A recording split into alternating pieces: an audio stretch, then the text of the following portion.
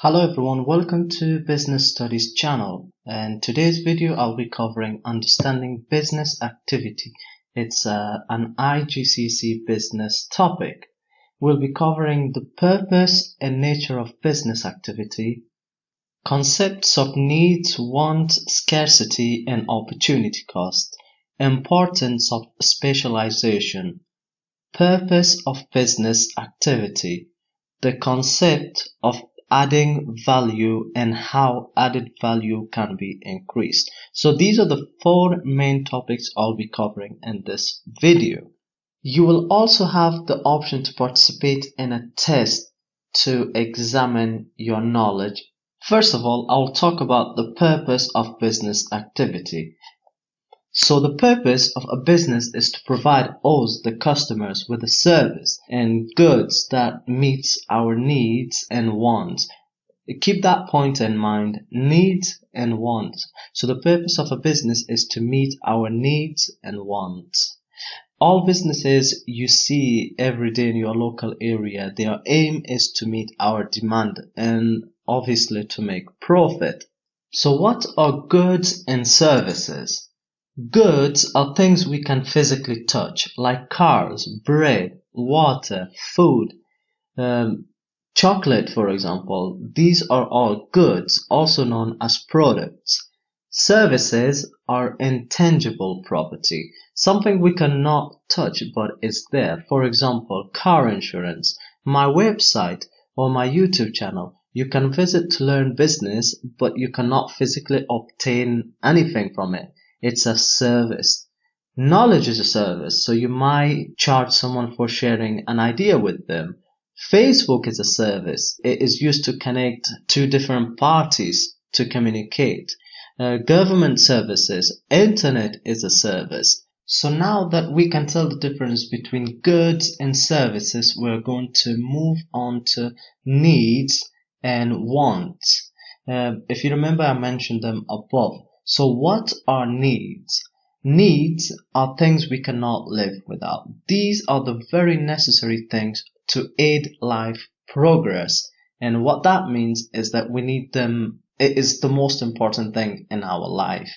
These are the things that are very essential in our everyday life. For example, water, food, and somewhere to live, for example, a house, a shelter. So the needs are things that are very essential for our life. On the other hand, wants. Wants are things that we don't really need to survive, but would like to have, a desire or a wish. So things that are not really essential, whereas needs are essential, wants are not essential. For example, iPhone XS. Do we really need an iPhone XS? Could we survive without an iPhone XS? Yes, of course we can. Ferrari, gold watch, for example. These are things that are wants that we don't really need to survive. Our wants can be unlimited, and as humans we always want to introduce and invent new things, so we are never really satisfied with what we want. On the other hand, our earth has a limited resources. This results in economic problems, the shortage of goods and services. To produce services or goods, we need resources. This can be covered by factors of production. There are four factors to production: land, capital, labor, enterprise. I'll break down each so that you understand what each means. For example, land, all materials and natural resources. Physical, the actual physical land or extractable natural resources such as coal, oil and gas. So that is what land is. Capital is money. Capital basically means money, and it could also mean investment. So capital is money, investment, and equipment, machinery can also be classed as capital. So to create more products, we might have machinery. So that machinery is our capital. Labor, people who work in the business, workers who contribute to the production of goods and services, scales of people, and then we have the final stage, that is enterprise. Enterprise is bringing together the factors of production in order to produce a good or service. So what enterprise does is that it brings land, capital, labor, puts them all together, and it makes it a product or a service that we as consumers want or need. In enterprise, we have entrepreneurs. These are people who take risks and hope for a profit. So, for example, they would get the land, the capital, and labor and start up a business and take the risk and make a business for themselves.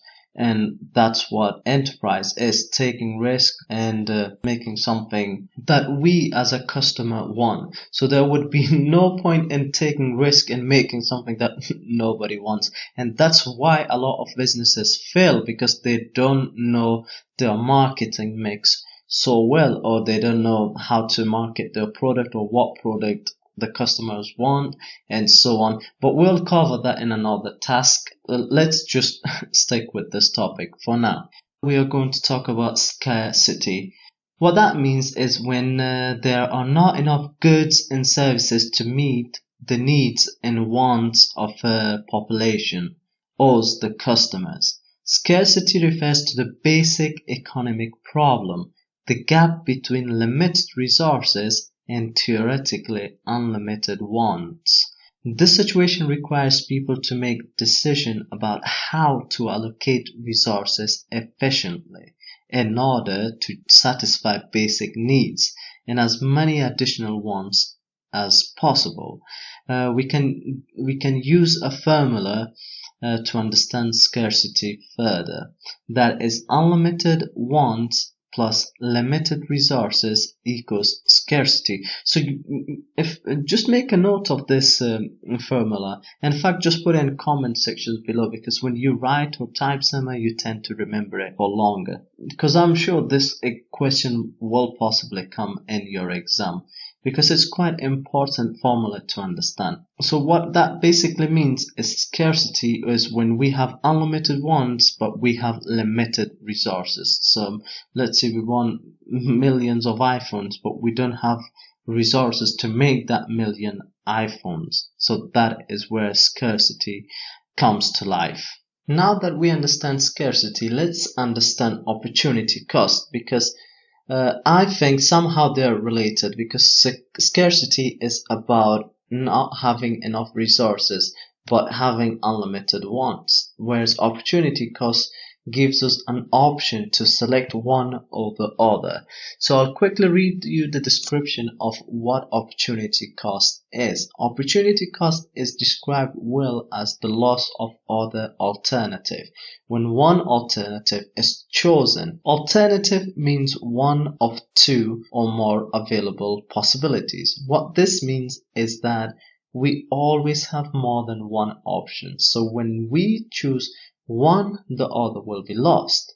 For example, you give up going to cinema to watch a movie for a test because you want to get good grades. So the opportunity cost to you is going to the cinema and enjoying a movie. Another example will be that you deciding to spend £80 to buy some good shoes for yourself and don't pay your electricity bills. The opportunity cost to you is that having the electricity turned off, paying some activation fees to get the electricity turned back on, late charges probably will occur, and you might also have some food in the fridge and freezer that will get ruined, because if you don't have electricity, how is your food and frozen food stay frozen in the freezer? And you might also not have hot water to get a shower. So that is the opportunity cost. So when you select one, you lose the other option.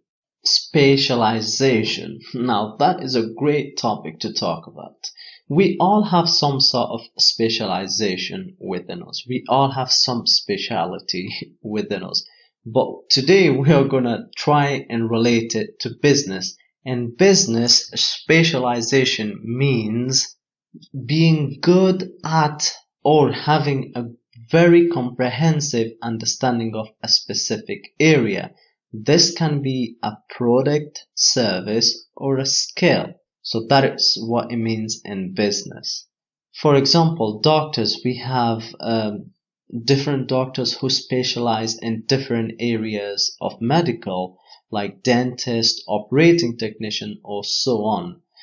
We have legal workers who specialize in civil service, for example, or corporate. There's different areas of specialization in business. So you could have a business that specializes in producing car tires. You could have a business that specializes in producing windows for that car. So specialization means being very good at something, or having a good understanding of that something, or being the top in that area. I will give you another example, is that your teacher, they might be specialized in teaching business studies. Every teacher you come across will have some sort of specialty field, whether be it maths, English, science, or business.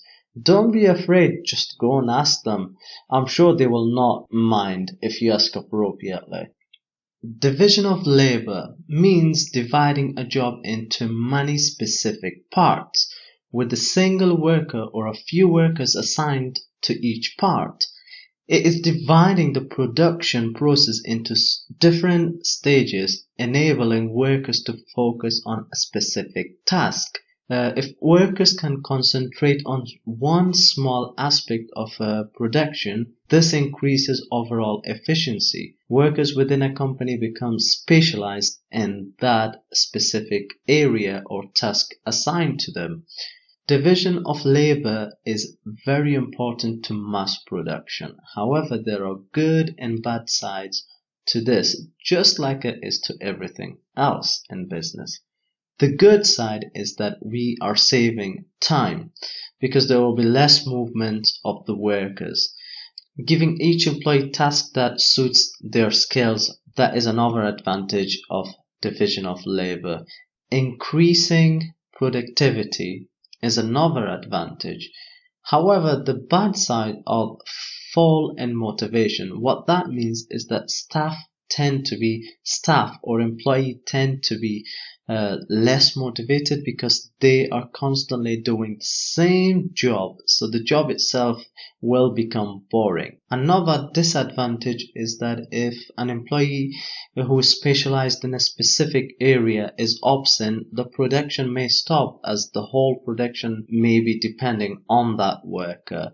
So I would suggest that all businesses have multiple people doing specialized in different tasks, but that's not always cost effective. I'll give you an example. A car production company will have different people specialized in different areas. Some workers will be specialized in designing of the car, some will be specialized in fixing the tires, and some will be specialized in creating the glass or doors for that car. Do you see there are different specialized, skilled people who come together to fix the car? Our final topic, adding value. A business adds value when the selling price of an item produced is higher than the cost of all the resources used to make it. By resources, we mean things such as raw materials, equipment, buildings, and staff. So in short words, value added is enhancement or extra features a company gives its product or service before offering the product to customers. We need to remember that adding value is not same as profit. Formula to use when adding value is selling price, takeaway, cost to make the product equals value added. Let me just give you an example so then you understand exactly what adding value is. Let's say that we have a car costing £10,000. The selling price is £10,000. It costs us £3,000 in materials such as metal, tires, glass, and so on. So 10,000 take away 3,000 is 7,000 value added. Now the 7,000 is not the profit. No, that is not the profit. We still have to pay rent on the building the car is made in, staff's wages, bills on electricity. So after the deduction of these, we can say we have made a profit. So value added is the cost of materials that is used to make the product or service. It does not include or take into account rent and staff wages. Companies will use a number of ways to add value to their product. I've listed 4 here, but there's many other options. You could find out for yourself, or you could quiz your teacher. That's up to you. Number 1 is after buy service. So some businesses will offer option to provide support for the product or service you have bought for an additional cost. So if something goes wrong with your product, they will try and fix it for you. Personalize the product or service. So some businesses will offer the option to personalize their product for you so that suits you best. Extra features. Some businesses will offer extra features such as Apple, for example. They have iPhone that's got 32 GB, 16 GB, 62 GB, different colors, red, blue, gold, what have you. But each has a different price tag. So each feature will cost you more. Another way businesses will add value to their product is by branding and quality. So they will put a brand name on and produce good quality products, and that's how they will add value. That was the final of topic for this video. Please make sure that you watch the next video, which is about classification of business. I have put together a small test for you, 10 questions. So what you will need to do is you will need to complete that test to make sure that you understood the topic that we have just covered.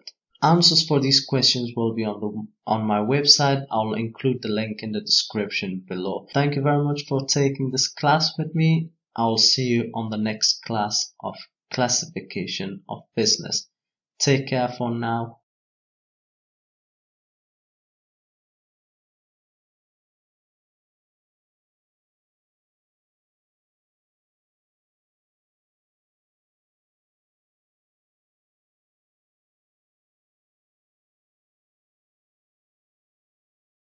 Hello and welcome to Sense Business YouTube channel and sensebusiness.co.uk website.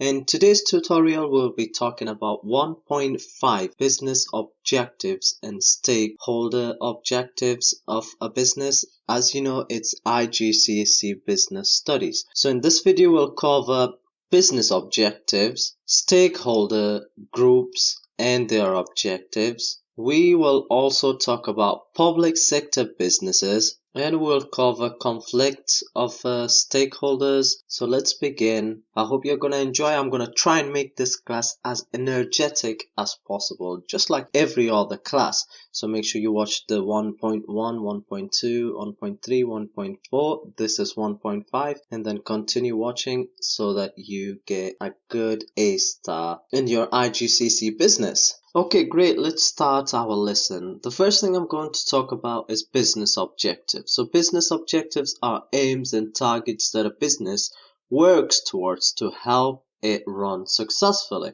Although the setting of objectives does not always guarantee the success of business, but it helps benefit it. So aims and targets are all business objectives. It's the little steps that need to be taken for a business to be successful. An objective is something that they want to achieve. So if a business has objectives, they want to achieve something, and they have got some list of steps they will need to follow to achieve that certain activity or project or whatever it might be.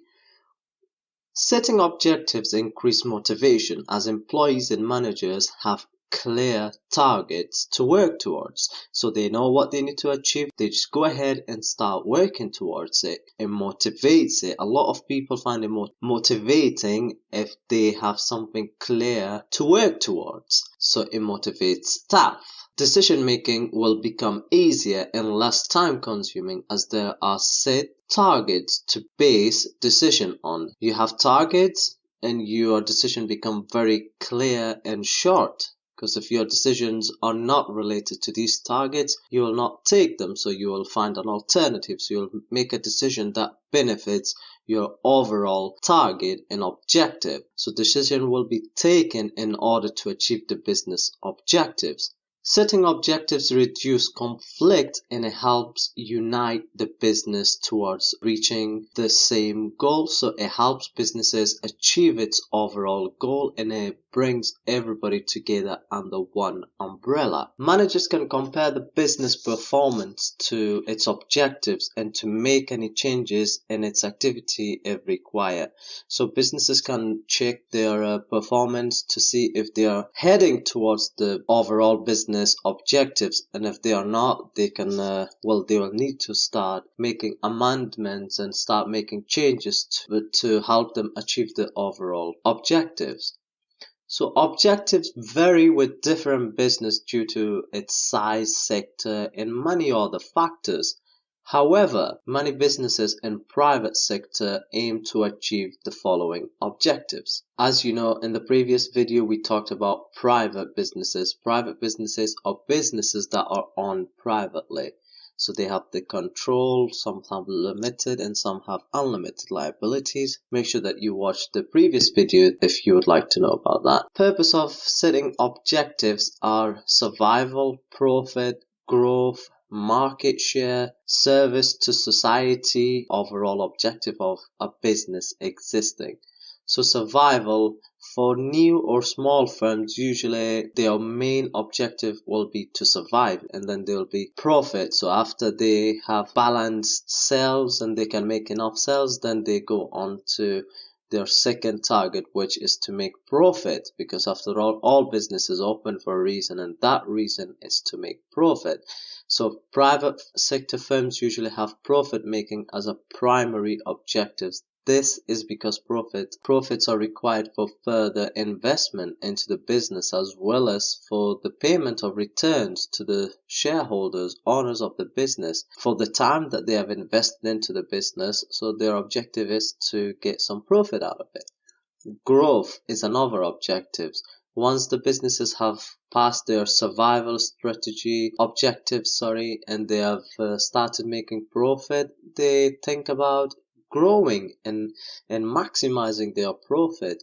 Aiming for business growth can be very beneficial. A large business can ensure greater job security and salaries for employees. So everybody would want to work for a company that has huge number of stores, big business, because some people feel motivated being part of a big brand. For example, Apple workers will be very motivated because they know that they work for the world's top brand. And of course, their salary also increases because of the size of the organization, is because of the job they do. A larger business can ensure greater job security, salaries for employees. Like I said earlier, the business can also benefit from higher market share and economies of scale.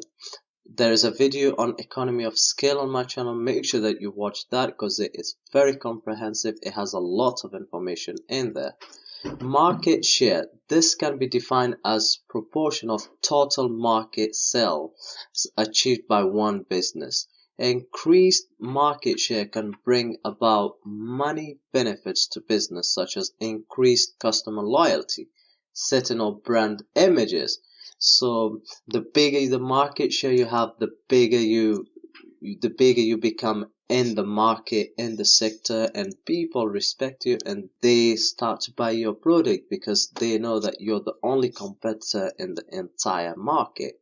Service to society is another objective that some businesses or organization will have. Some operations in the private sector, such as social objectives, they aim to better the society by providing social, environmental, and financial aid. So there are different purposes and different companies will have different objectives as their main primary objectives, and then they will also have some secondary objectives that will help them achieve their main aim. But as we know, we live in a world where nearly all businesses' main objective is to make profit and to survive. Now, business objectives do not remain the same forever. So you need to make a note of that. So a business can never stay the same. It can change its objectives as and when they want it, as and when it suits them better. As market situation change and as the business itself develops, its objective will change to reflect its current market and economy position. For example, a firm facing serious economic recession could change its objectives from profit maximization to short-term survival. Does that make sense? So businesses can change its overall objectives to make sure that they meet overall objective. They'll have to put some small aims and objectives in place in order to meet the long-term goal. I hope that was clear. Let's get on to stakeholder groups. Fantastic. I don't have a joke on this video for you, so unfortunately you'll have to bear in mind with me, but I'll try and find you a funny joke to keep you energetic and to keep you going with these tutorials, because after all we want to get an A, do we not? So stakeholder groups. A stakeholder is anyone or any group that is interested in or directly affected by the performance or activity of a business. These stakeholder groups can be external groups that are outside the business, or they can be internal. These groups that work for or on the business. I've listed some of the stakeholders below. You'll be able to see, and we'll talk about some stakeholders. So basically, who is stakeholder? Anybody that's affected or interested or want to know about the business. So that's the newspapers, the government, the local school, the local council, the customers, the workers, the managers, the directors. These are all the stakeholders. There's unlimited number of stakeholders. A business can have especially big brands like Apple could have newspapers, media, televisions, investor, competitors. These all will be stakeholders of a company. Internal stakeholder would be shareholders and owners. These are the risk takers of the business. They invest capital into the business to set up and expand it. These shareholders are liable to a share of the profit made by the business. So objectives of shareholders are entitled to rate of a return on the capital they have invested into the business and will therefore have profit maximization as an objective. So the shareholders' main aim is to maximize the profit. The objective they want or they focus on most is to maximize the profit because they have invested some money. They want to get as much money as possible on the money they have invested. Business growth will also be one of their objectives. So the shareholders will objective will be to maximize the business growth, to make it as big as possible, because the bigger the business it is usually, not always, but sometimes it means more profit for the shareholders. And then we have stakeholders like workers. Workers are people that work within the business. So these are also stakeholders because they are interested in the business.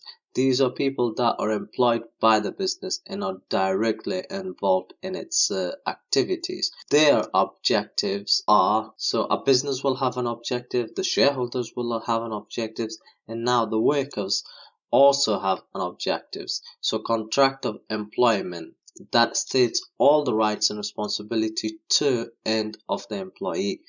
So they want to have a clear objective, which is to have a contract of employment that states what they need to do in order to achieve the maximum results and get the pay that was advertised on the job. So regular payment for the work done by them. Workers will want to benefit from job satisfaction. So their objective would be to go to a workplace that is motivational and that has something good about it. The employees will want job security, so their objective will be to make sure that the job that they are in doesn't disappear tomorrow. A job that is available for them for as long as they want to be there. Managers are also stakeholders. They are also the employees, but managers control the work of others. Managers are in charge of making key business decisions. So managers are also workers, but these people are also in charge of and controlling the workers and making decisions to benefit the business. Some managers will make good decisions which will benefit the business, and some managers might make bad decisions that will bring the business down. It depends on the managers. And objectives of managers is like regular employees. So the managers too will aim towards a secure job. So they will want to come to a work that is always available for them, and there is no goodbyes the following day. So higher salaries, because managers cope with a lot of stress, and they have better skills, and they put a lot of effort, and they make lots of huge decisions. So their objective is to have huge salary or higher salary. Managers will also wish for business growth, as a bigger business means that managers can control a bigger and well-known business of an organization who are stakeholders. Then, like I said earlier, customers are also stakeholders.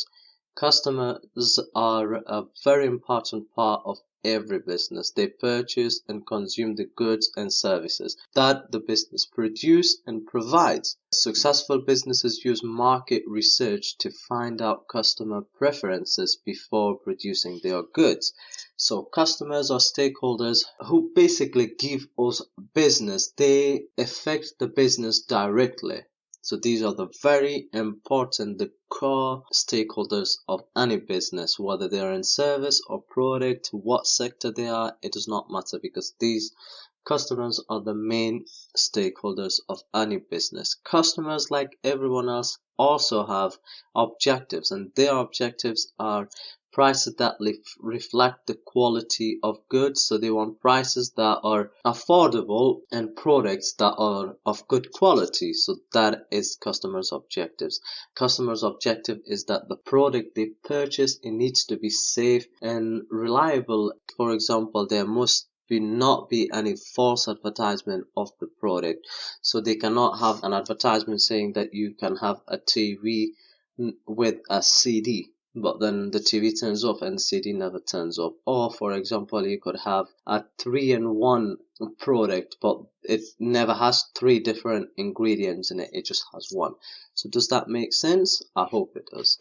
The product must be well designed and of good quality. So they want a product that's well designed and is to satisfy them. Basically, their objective is that we as a business meet their needs. That is one of their objectives. Government is also a stakeholder of a business. The role of the government is to protect the workers and customers from the business activities and safeguard their interests.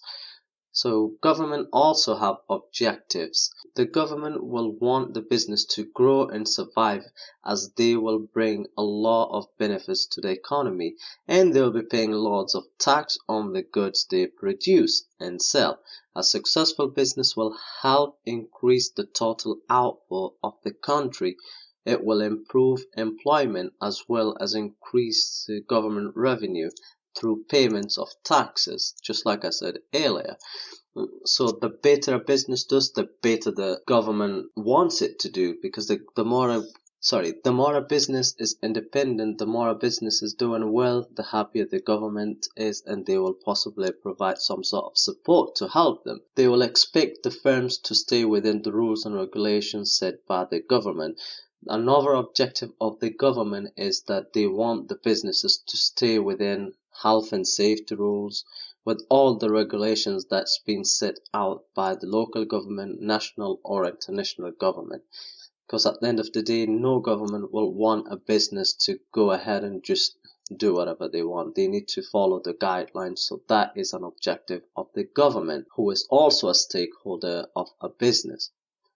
Now then, banks. Banks are also stakeholders. These banks provide financial help for businesses. The bank's objective is that if they have paid the business, that they get the repayment of the amount that has been given to the business. So their main objective is not on growing the business or not anything with making profit or not. The bank's objective is that they get their money back with the interest. So that is their biggest objective of bank. But they might also have another objective of supporting businesses in return for some sort of profit. The local community, this is also a stakeholder. This consists of all the stakeholder groups, especially the third parties that are affected by business activities. So these could be people or businesses that are around the business. Their objective is that the business must offer jobs and employ local employees. So the community wouldn't want a business coming up, starting up, and then getting workers from a foreign country, for example, or a business in the UK starting up, employing 100% of people from India or Bangladesh or Afghanistan or any other place in the world. Vice versa, so a business opening in Afghanistan and then employing people from India, Japan, England, USA. So local communities will not want that. They will want businesses to open and employ the local people, so they have job, they have a better community and grow the community to a better place. The production process of business must in no way harm the environment. So the local community's main objective or second objective is that the business that's been opened does not harm anything.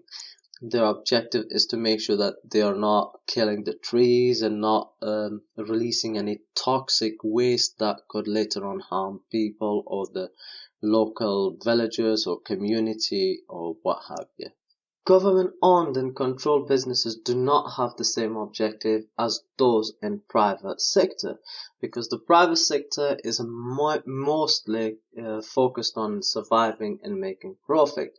The objectives of public sector businesses or businesses that are controlled by the government do not aim to maximize their profit. They will have to meet the profit target set by the government. So the public sector businesses will need to meet the target set by the government. This is so that it can be reinvested into the business for meeting the needs of the society. So they will have to meet a target of making certain amount of profit, so then it can be reinvested into the communities, into the social services, into the public services, into the transport, and so on. Services. The main aim of the government organization or the public sector is to provide service to the community that must meet the quality targets set by the government. So they will need to provide a service that has high standards. Most of these social enterprises are set up in order to aid the community. This can be by providing employment to local citizens, providing good quality goods and services at an affordable rate. So the government aims, or the public sector organization will aim to provide social funds that can help local community build and focus on things that really matters within that community. So that can be one of their objectives. Great stuff. Now our final topic, that is conflicts of stakeholders and objectives. As all stakeholders have their own aims they would like to achieve, it is natural that conflicts of stakeholders' interests could occur. Therefore, if a business tries to satisfy the objectives of one stakeholder, it might mean that another stakeholder's objective could be unfulfilled. So as you know that above or earlier, we talked about so many different stakeholders. Not all of them have the same stakeholders, so some of them will clash. Means like some of them will not come together. They have different aims and they will not like each other in a simple way. For example, workers' objectives will be to aim towards earning higher salaries. Shareholders, on the other hand, may not want this to happen, as paying higher salaries could mean that less profit will be left over for the payment of return to the shareholders. Does that make sense? So the workers might want lots of money or a better salary. That's one stakeholder. Another stakeholder is shareholder. So the shareholder might want more profit. So if the worker wants more money for his salary for the time that they have put invested into the business, then that will mean that the shareholders who have invested money into the business will get less profit returned on the money they have invested. So there will be conflict and they will clash with each other. So another example would be the directors and the shareholders, because the directors will want to get a huge amount of money, salary or bonuses, but the shareholders will not want that because they want to get better rates on the money they have invested into the business. So another example of conflict between stakeholders can be that the local community and the business. So if the local community expects the business to do really well and not produce any rubbish products, whereas the shareholders they don't care about if the company is making rubbish products or not, they just want to maximize their profit. So the community might clash with the shareholders. I hope you enjoyed this video and thank you very much for watching. Please make sure that you follow on and watch next topics so that you get a good A star on your IGCSE business topic. And please let me know if there's any questions or suggestions or anything in the comment section below, so then I can improve or add more things that benefit you, because I've done the course, I've taught business for over 5 years. As you can see, I've got hundreds of videos on YouTube. I've got my own website, so there's a lot of business knowledge I have. So if you could ask me questions in the comment section below, or if you message me privately, if that's any better for you, on YouTube or on my website, I'll be able to help you. So make sure you do that. Make sure that you get that little extra help, because it's free and it doesn't cost anything. So why you shouldn't get that little help?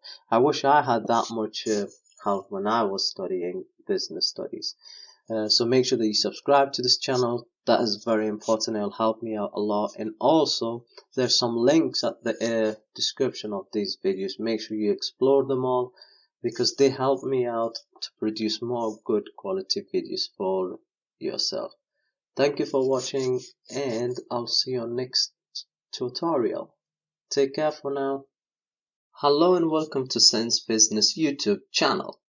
Welcome to this channel, and let's enjoy another topic. So today's topic is 1.4 types of business organization. Stay with me and I'll make sure that you learn this topic very easy. So we'll cover solo traders, partnership, and joint stock companies. These will be the 3 main headings we'll cover in this video. Okay, great. Let's begin with solo traders. So what are solo trader? A solo trader business is owned and controlled by one person. Solo traders can employ other workers, but only they can invest and own the business. So solo trader is a business that's owned by one single person.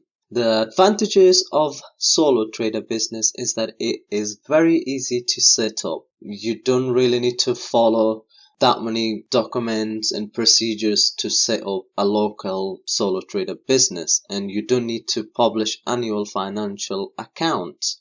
You have full control of the business. So solo traders have the full control of the business.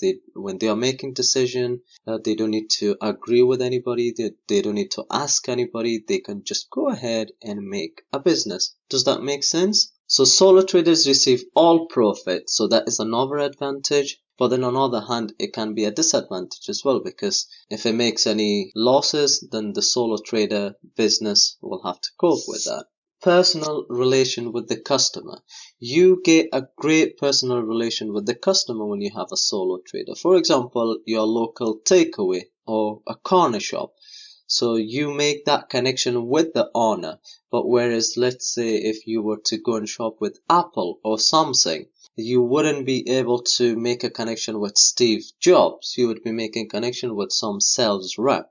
Does that make sense? So solo traders, you can have that personal connection with the owner, and you can tell them about your wants and preferences, and hopefully they might look into that and bring it next time you go to their shop. So now let's talk about the disadvantages of solo traders.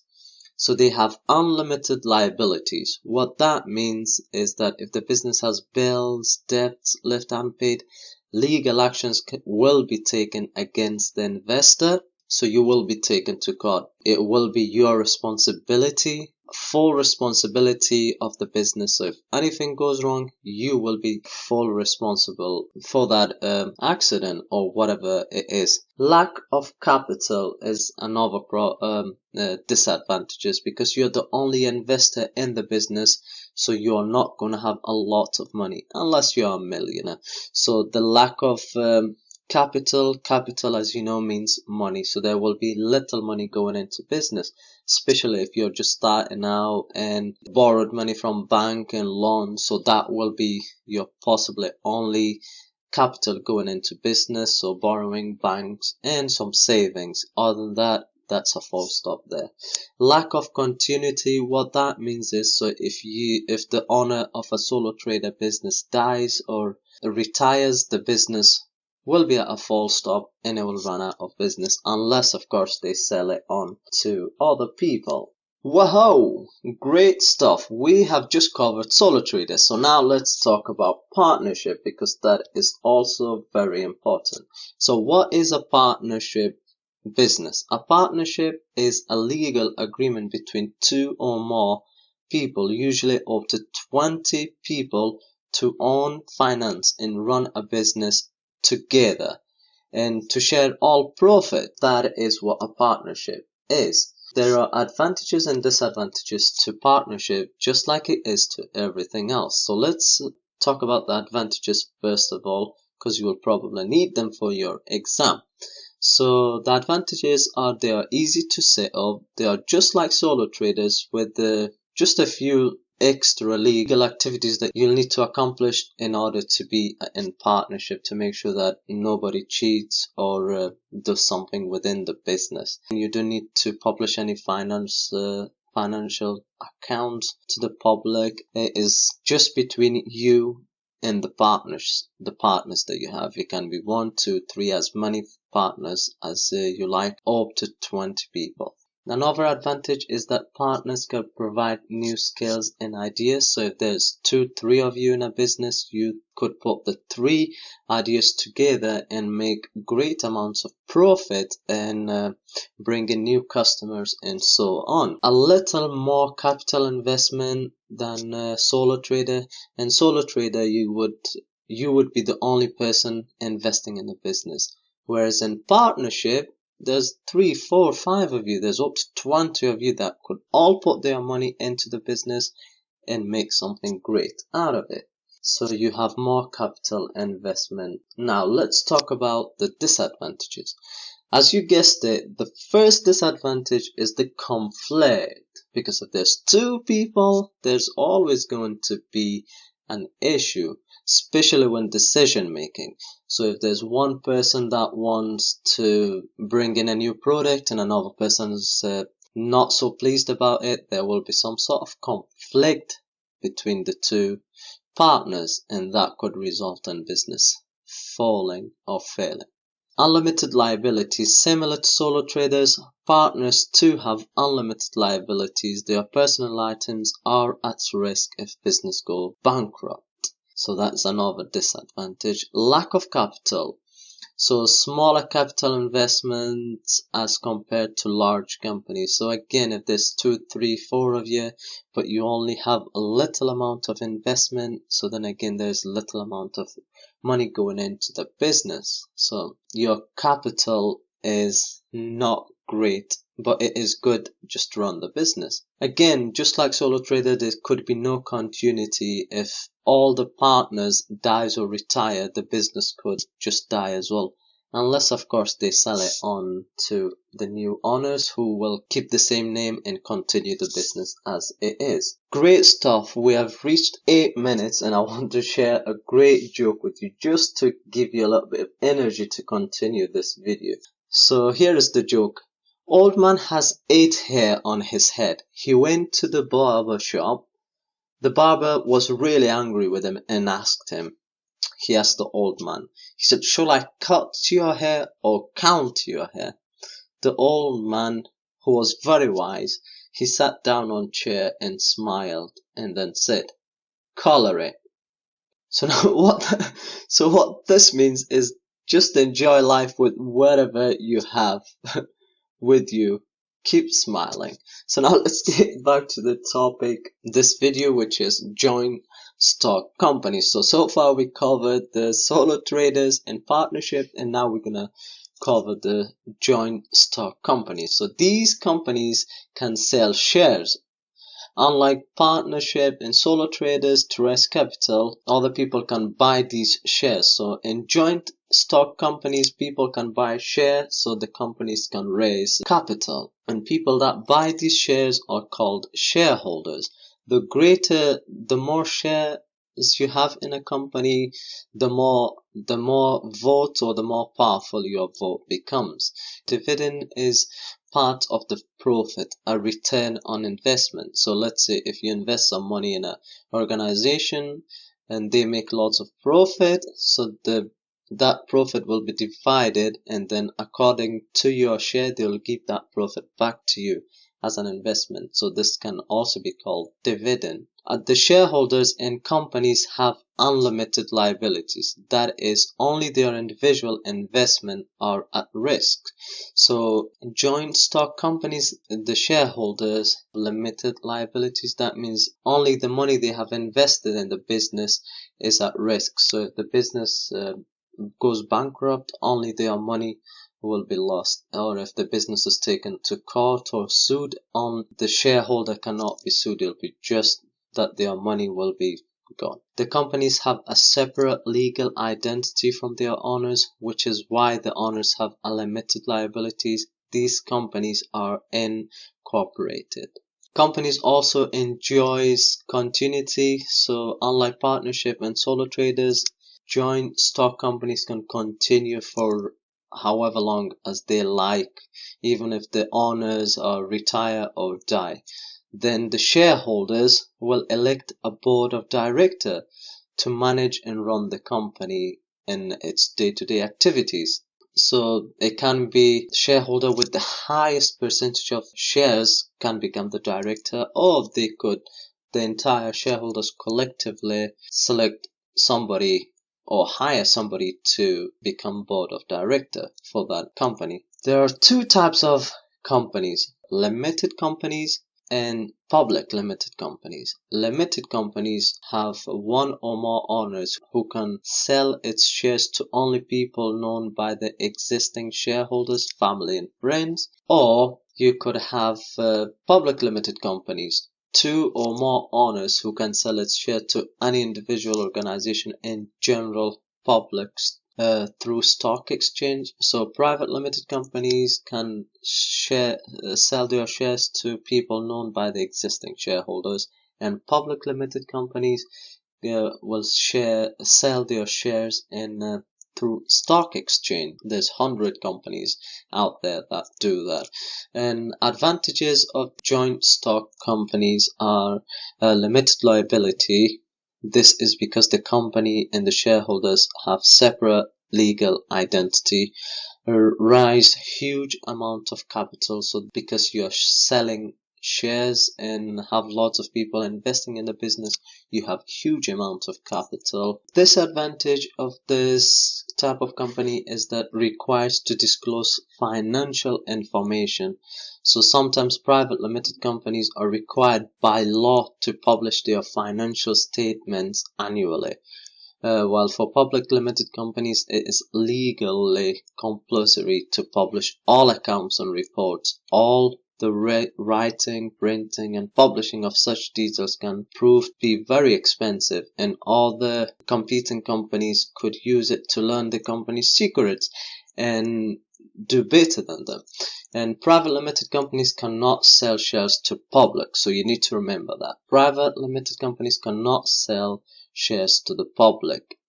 Their shares can only be sold to people they know with the agreement of all the shareholders. Transfer of share is restricted here.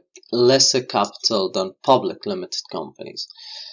Public limited companies require a lot of legal documents and investigations before it can be listed on stock exchange. Public and private limited companies must also hold an annual general meeting where shareholders are informed about the performance of the company and company decision, vote on strategic decisions, and elect board of directors. This is very expensive to set up, especially if there are thousands of shareholders. Public limited companies may have managerial problems since they are very large.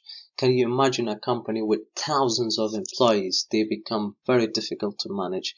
Communication problems may occur, which will slow down decision making, and there's voting involved in all sorts. And public limited companies, there might be a divorce of ownership and control. The shareholders can lose control of the company when all the large shareholders outvote them, or when board of directors control the company decision. So that is all you need to know for joint stock companies. Before I end this video, I want to talk about two other businesses, just in case that two other types of businesses, just in case if they do come in exam, you know about them. And they are franchise and joint venture. So franchise is a form of business where you buy the right to use the name, logo, and product of an existing business. For example, it can be Burger King, McDonald's, KFC, Subway, anything, any business that does franchise. So the franchisor is the person that owns the business, the owner of the brand, and franchisee is the person that buys the right. So the benefits of franchising is that there's less chance of business failure as the brand is well known. For example, McDonald's, anywhere in the world knows that. Franchisor provides advice and training, so you are constantly provided with advice, training, and successful ways that have worked previously that resulted in the business becoming so famous. Franchisor will finance the promotion of the brand internationally, so all the promotion will be financed by the franchisor, so the brand owner. So franchisor guarantees the quality of supply because everything that you get will be from the franchisor, and they will make sure that the quality of the products are great. Disadvantages could be that initial cost of buying franchise is expensive. So if you want to go ahead and open a McDonald's in your local area, there you might have to pay a license fee of £1 million at a minimum. So there's you need a lot of capital to begin with. Franchisor takes a percentage of revenue or profit made by the franchisee. So that means even though you have paid the fee, you still need to pay a loyalty fee. You'll still need to pay an amount of money every year on the profit that you have made. There's strict controls over what the franchisee is allowed to do. So even though it's your business, you bought the license, you are paying loyalty fees, you are still restricted to the amount of things you can do, because after all, the franchisor, the brand owner, doesn't want to get bad name. Franchisee pay for local promotion. So if you want to, even though some promotion is done by the franchisor, you still might need to do some local promotion, which will cost you again. So this is what a franchise company is. Joint venture. So this is a great way of doing business. So what joint venture type of business do is that two or more businesses agree to do some work together on a project and set up a business for a purpose. So they will have a purpose, and 2 or 3 businesses will come together to accomplish that purpose and probably build a new business to fulfill that purpose. So the benefits are to reduce risks and cut costs, because the costs will be divided into different businesses, and each will pay little amount to cover the cost. Each business brings its own experience to the joint venture, and it becomes a great business rather than a failure. Does that make sense? Because 2-3 successful businesses put money together to make another great business.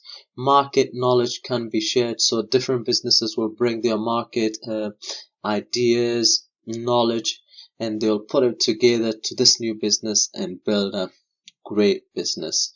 The downside can be that any mistake made may damage the reputation of all firms. The different styles of leadership, decision making may be difficult, because one company will have one sort of decision making structure, and the other company will have another structure of business decision making. So there could be some conflict there as well. Thank you so much for watching, and I hope you really enjoyed this video, and I wish you success in your studies.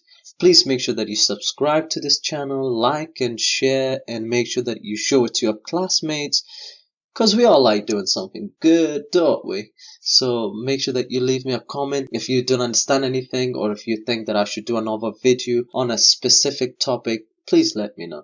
For now, take care and enjoy your studying. Goodbye.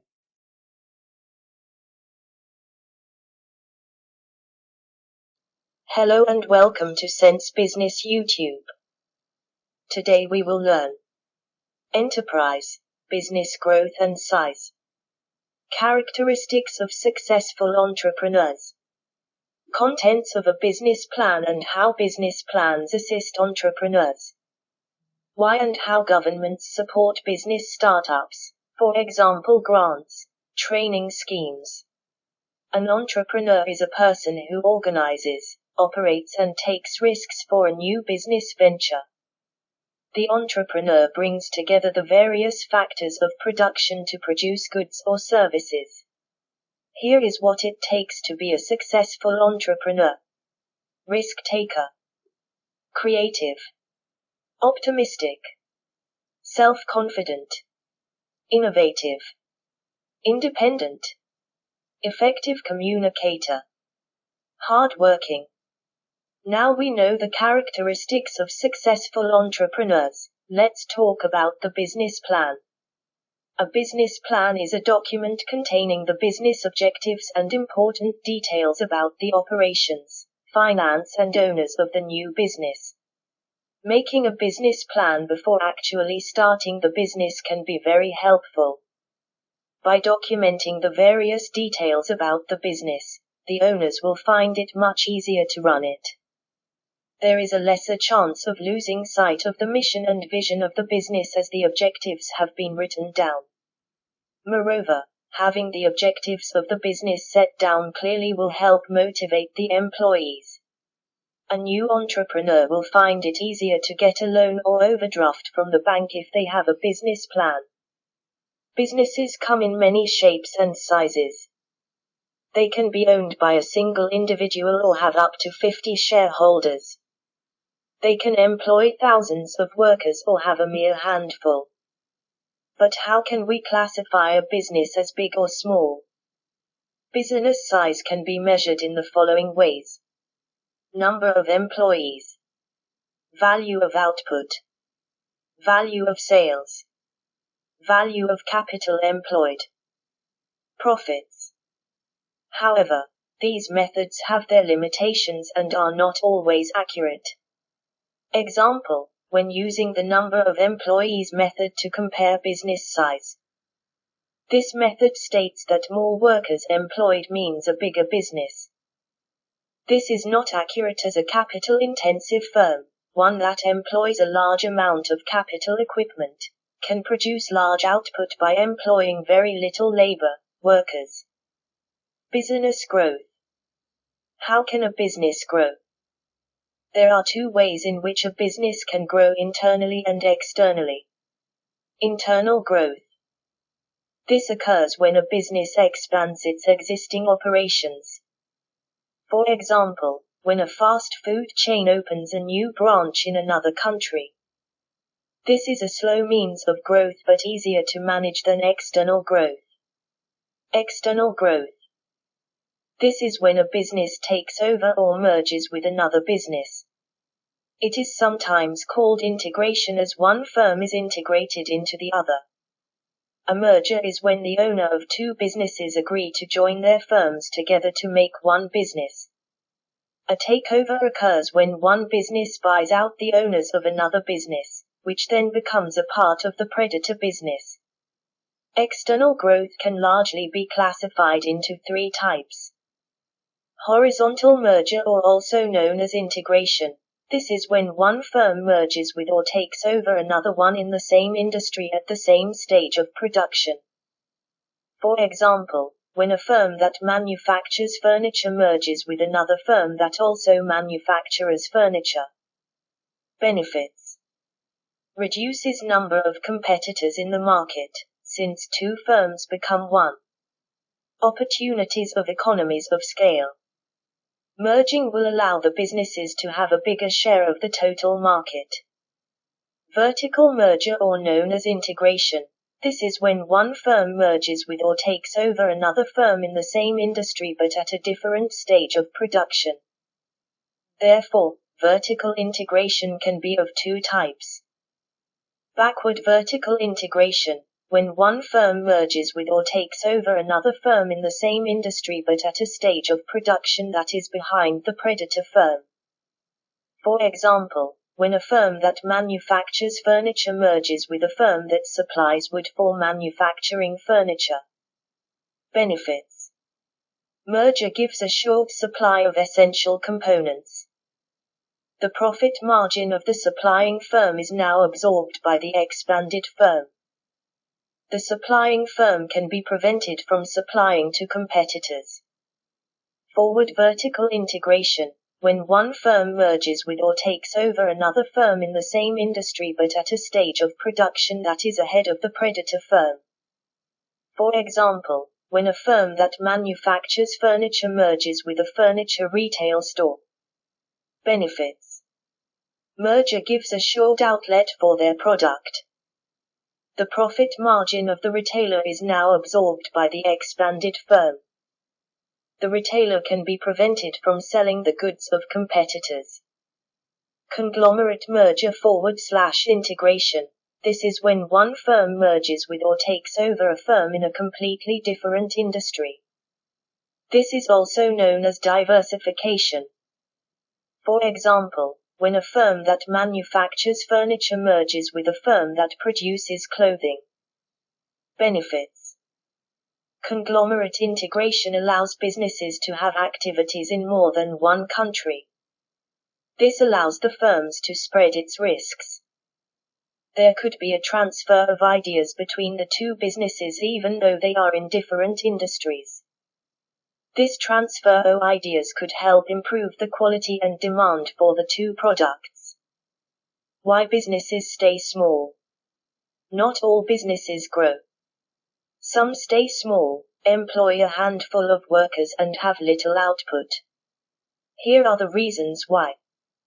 Type of industry. Some firms remain small due to the industry they operate in. Examples of these are hairdressers, car repairs, catering, etc., which give personal services and therefore cannot grow. Market size. If the firm operates in areas where the total number of customers is small, such as in rural areas, there is no need for the firm to grow and thus stays small. Owners' objectives. Not all owners want to increase the size of their firms and profits. Some of them prefer keeping their businesses small and having a personal contact with all of their employees and customers. Why businesses fail? For lack of a better way to start this paragraph. Not all businesses are successful. For new firms especially, the rate of failure is rather high. The main reasons why they fail are poor management. This is a common cause of business failure for new firms. The main reason is lack of experience, which could lead to bad decision making. New entrepreneurs could make mistakes when choosing the location of the firm, the raw materials to be used for production, etc., all resulting in failure.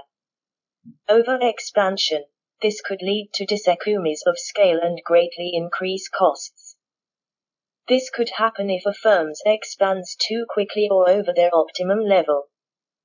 Failure to plan for change. The demands of customers keep changing with change in tastes and fashion. Due to this, firms must always be ready to change their products to meet the demand of their customers. Failure to do so could result in losing customers and loss. Poor financial management. If the owner of the firm does not manage his finances properly, it could result in cash shortages. This will mean that the employees cannot be paid and enough goods cannot be produced. Poor cash flow can therefore also cause businesses to fail.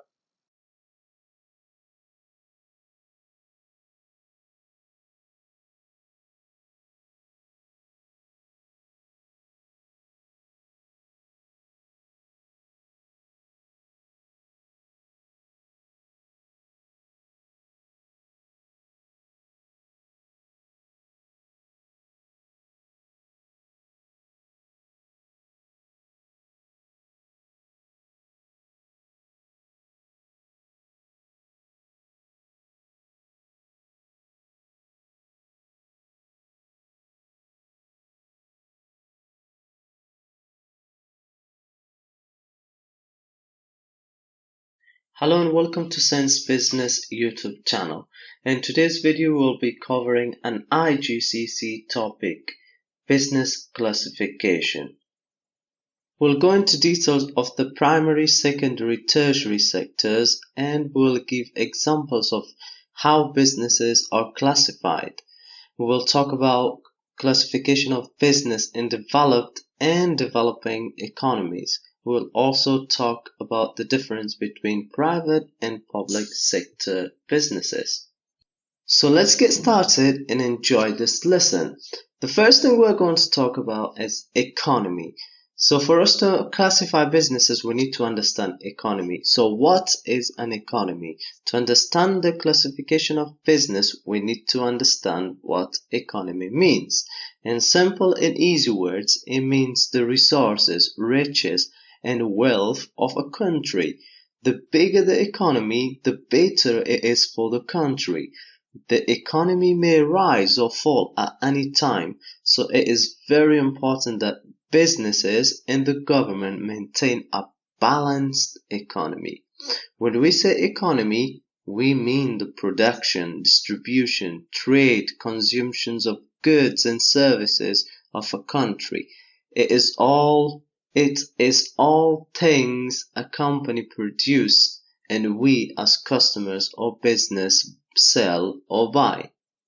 And every country in the world, businesses are classified into three different sectors. Whether you are in India, United States, United Kingdom, United Emirates, wherever you are, all businesses are classified into three different sectors. And they are primary, secondary, and tertiary. So let's break each down so we understand them better.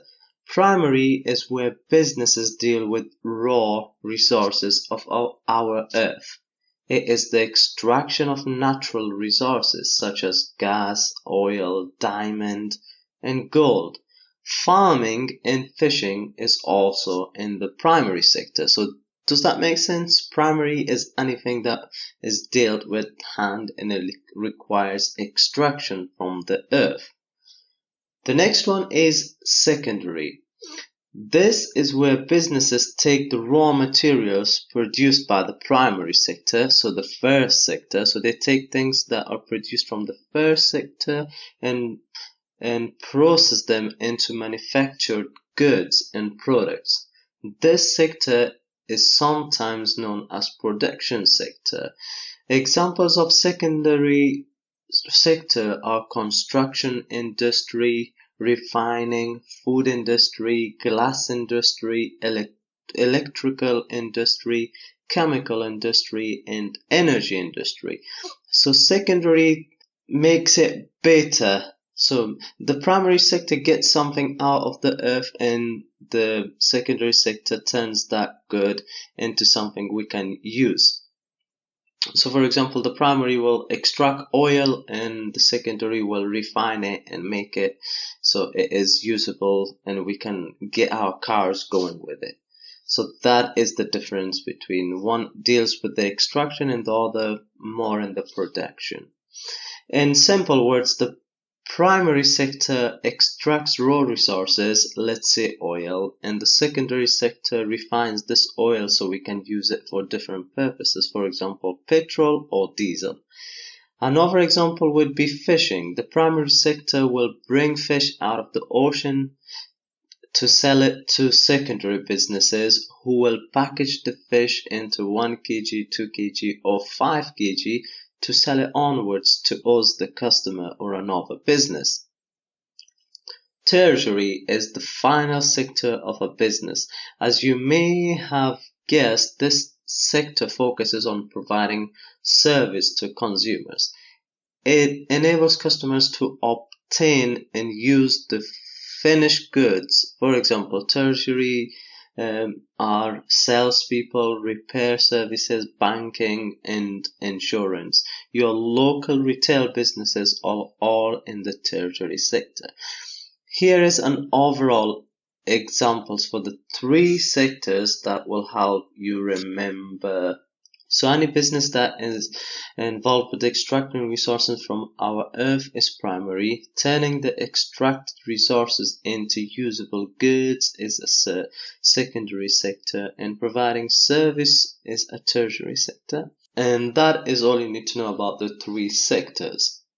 All 3 sectors depend on each other. So you need to remember that all these 3 sectors will somehow depend on each other. So we have a company that extracts oil from earth, that's primary. A company that refines the oil so it's usable is secondary. A company that brings the refined oil to a near gas station near you is tertiary. This is also known as chain of production.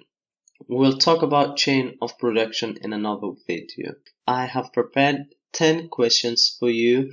So question 1 is bank, question 2 is gas extraction, question 3 is insurance, 4 is oil, 5 is retail business, 6 is car repair business, 7 is bakery, 8 is building houses, and 9 is fishing, 10 is hospitals. You need to identify which sector they belong to. I'll give you 5 seconds so that you can write them down. So you can pause the video and write them down.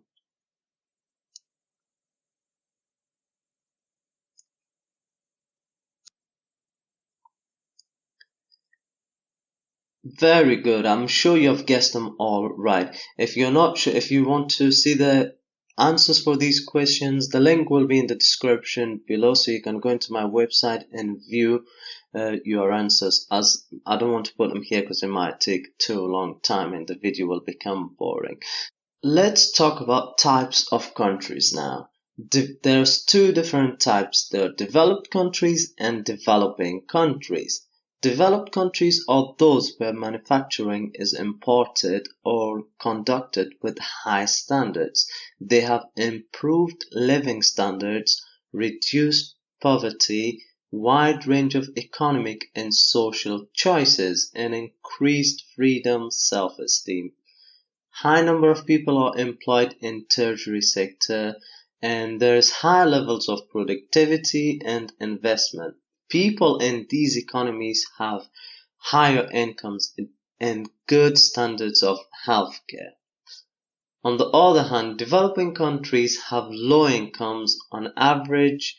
Generally, people in developing countries are poorer than people in developed countries. Low levels of savings due to low income, low life expectancy, but high rates of population growth.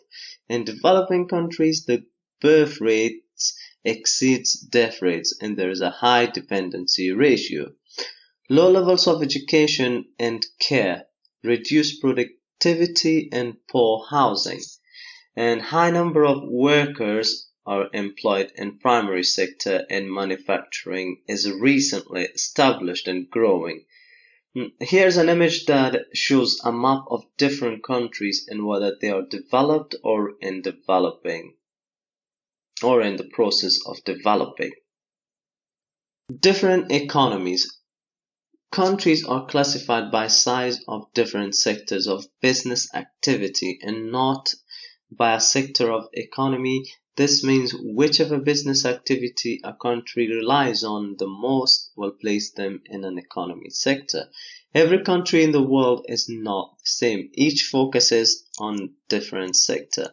For example, as you can see in the example, UK or United Kingdoms has 74% for tertiary. What this means is that nearly all businesses in this country are services such as bank, insurance companies, and hospitals, and only 3% are extracting raw materials from the earth. So this may be gas, oil, or coal.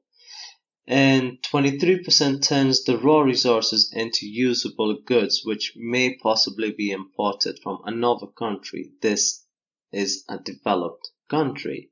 On the other hand, we have Zimbabwe, which has 40% for primary sector. That means that a little less than half of all the businesses in this country is involved in physical work, extracting resources from earth such as gold, diamond, and oil. Manufacturing is 32% and tertiary is 48%, as most possibly all resources extracted and manufactured are sent or exported to countries like UK, USA, which result in high tertiary sector in these countries.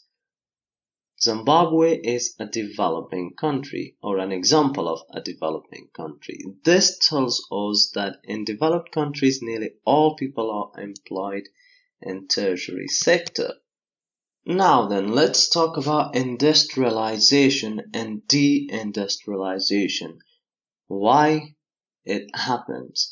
So deindustrialization is when a country shifts from lots of jobs in industrial, primary and secondary sectors jobs to more jobs in tertiary sector.